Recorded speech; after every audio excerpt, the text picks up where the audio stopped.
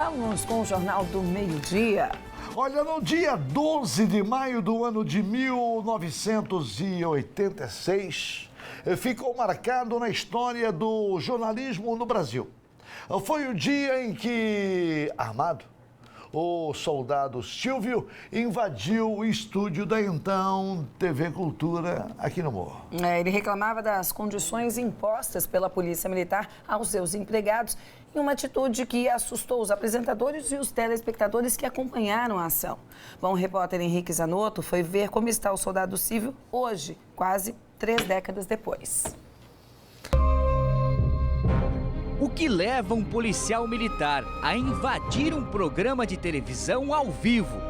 Neste programa de hoje, durante aproximadamente 1 hora, a direção do programa precisou manter o policial Silvio no ar ao vivo.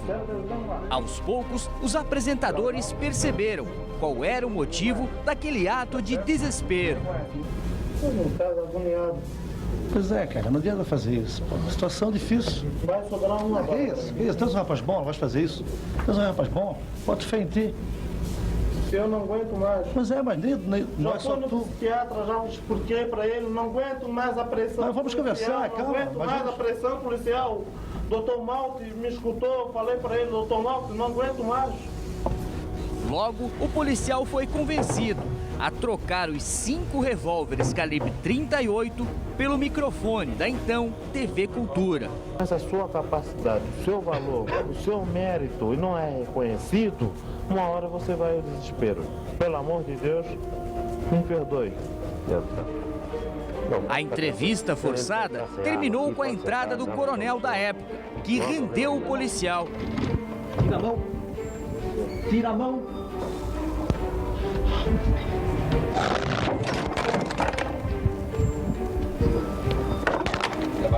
cuidado, sem violência, por favor, sem violência. Não, sem violência, sem violência. Momentinho, Uriarte, sem violência que... Estou sendo preso. Não, tá, tudo bem. Agora podemos conversar.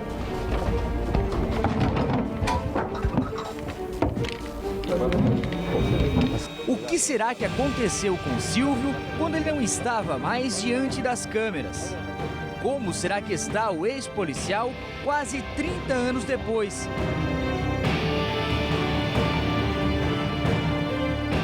Hoje, Silvio mora em uma kitnet alugada em São José. Com 63 anos, ele decidiu voltar aos estudos. Está na 7ª fase do curso de Direito. Para pagar o aluguel e as demais despesas, mantém uma rotina de trabalho e estudos. Nosso ponto de encontro com Silvio foi nessa praça, em frente ao comando da Polícia Militar do Estado. O que te relembra, Silvio, passando por aqui, o que você enfrentou naquelas 48 horas depois? Bom, enfrentei, torturas, agressões físicas, fiquei em solitária, incomunicável, expulso sumariamente, entregue ao DEIC. Foi uma situação altamente, muito difícil para mim. Era um período em que nós não tínhamos o direito de votar, de ser votado. Era um período em que nós não tínhamos acesso ao contraditório, ampla defesa. Aliás, não tínhamos direito absolutamente de nada. Para sobreviver, ainda com a então esposa e os 6 filhos, após ser expulso do serviço de policial militar, Silvio enfrentou diversas dificuldades para arrumar outro emprego formal, pois durante quase 19 anos ficou com o mandado de prisão em aberto. O jeito foi arrumar outra maneira para conseguir sustentar a família. Cortando grama, de manhã, de tarde, e se possível até à noite, cortava a grama. E um detalhe, cortando grama à base de tesourão. E foi na faculdade que Silvio conheceu o professor e advogado Ig, que junto com os demais sócios do escritório, agora tentam, mesmo tanto tempo depois do episódio, ainda conseguir na justiça uma aposentadoria digna para o ex-policial.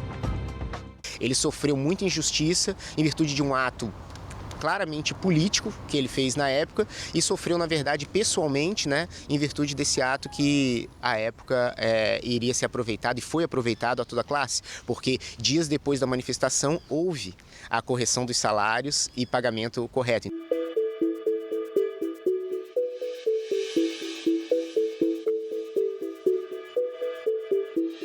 Desde aquele 13 de maio de 86 até hoje, o Silvio não retornou mais ao estúdio da então TV Cultura, hoje Record News. Aqui em cima não existia essa guarita. Na época que nós tínhamos era um posto policial. Silvio, aqui em cima você tomou outras 2 armas daquela guarnição militar. Correto. Ao todo você entrou no estúdio com 5 armas. 5,38.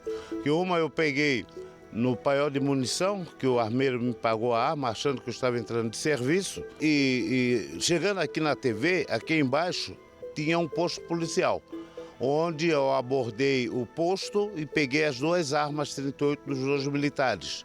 Mais acima, tinha um outro posto também, onde eu abordei e peguei mais 2 armas. Aí eu entrei com 5,38. Bom, Silvio, então aqui a gente entra no mesmo estúdio, ó. Sim. Vamos abrir.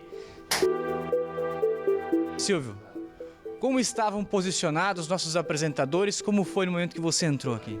Bom, ao entrar, tinha aqui a mesa, né? Que estava o Hélio Costa, Roberto Alves, Miguel Livramento e os convidados, né? E eu sei que aqui em cima tinha um funcionário que fazia o controle do programa, né? Eu apontei a arma para ele e disse, não tire do ar. Ninguém vai tirar também do ar. Tá tudo bem. Ninguém vai tirar. Não, tá tudo bem. Não. Quero televisão no ar. Eu só não estou morto hoje pelo fato de eu ter saído vivo daqui. Sem violência, por favor, sem violência.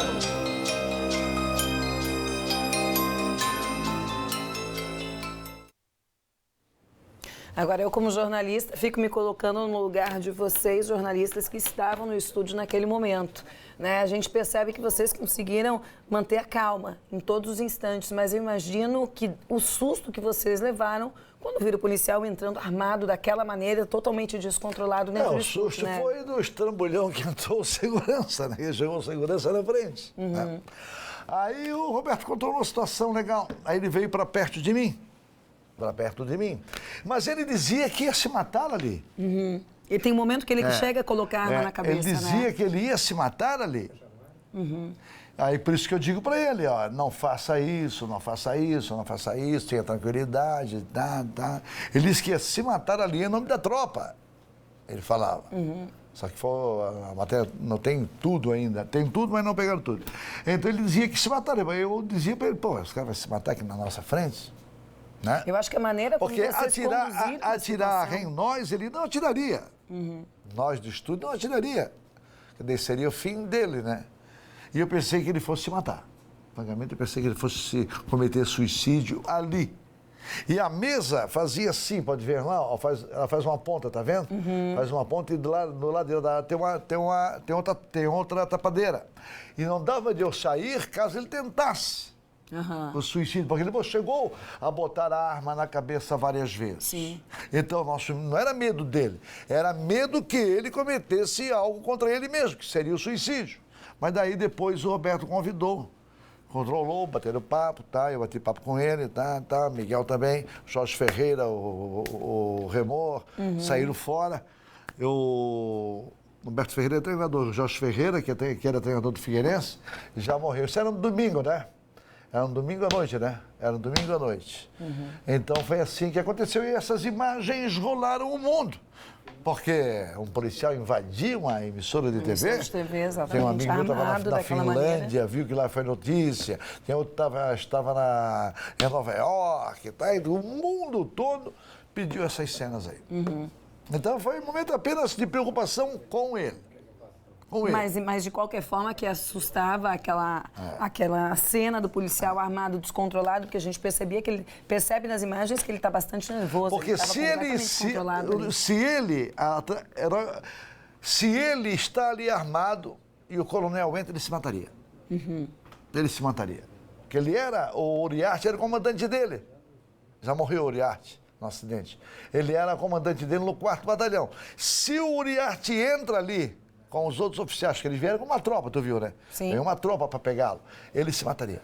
Como ele falou ali no encerramento, ele só está vivo hoje porque ele saiu vivo daquele dia, naquele estúdio. Porque realmente acho que o objetivo dele inicialmente era esse que você falou mesmo. Cometer suicídio. Cometer suicídio ao vivo. Ao vivo, já pensou? Aí nós evitamos que isso acontecesse. Mas ainda bem que conseguiram aí, mantiveram o controle, conseguiram contornar a situação e o pior não aconteceu. E a vida vai em frente. E o jornal vai em frente também. Olha, ontem à noite um homem morreu depois que o carro em que ele estava caiu dentro de um rio em Lages. Foi por volta